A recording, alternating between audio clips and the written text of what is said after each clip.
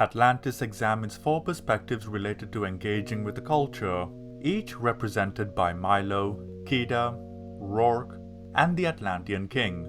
Milo grew up inspired by his grandfather, thirsting for adventure and different cultures, Atlantis being the primary among them due to the stories his grandfather used to tell him. Because of his enthusiasm, he hunted down and devoured what information he could regarding Atlantis, even learning to read the language, which, when he meets the Atlanteans, learns is something even they cannot do,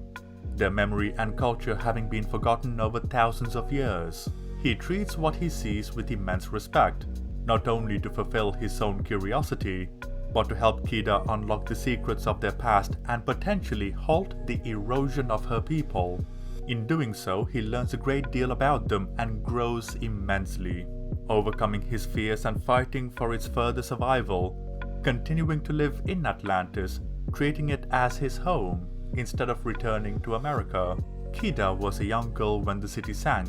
growing up underground wanting to protect her people. In her younger years, relatively, she would execute outsiders without a second thought, where now,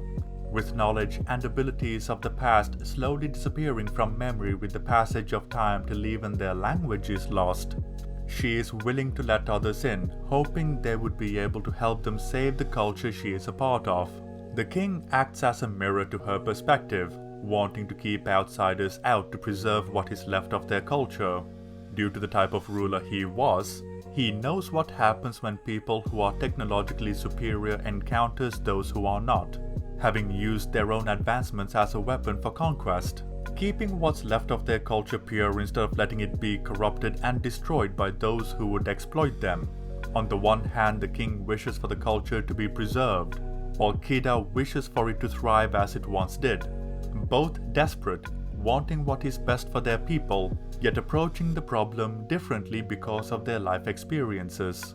Finally, Rourke is completely uninterested in the culture, caring only for the profit it could bring him by pillaging what he can from them, even letting an entire race of people die in the process, the very mindset the king wants to protect his people from.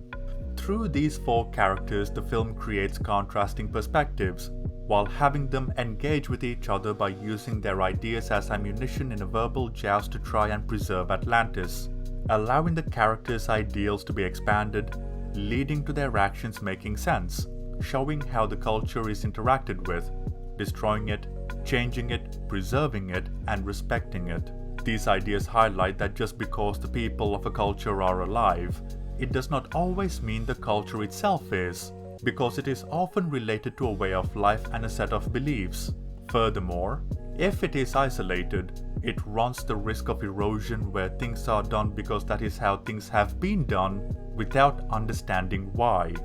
The viewer is shown how gradual the degradation of culture is, and how much of what once was is often forgotten the more time they are removed from their history,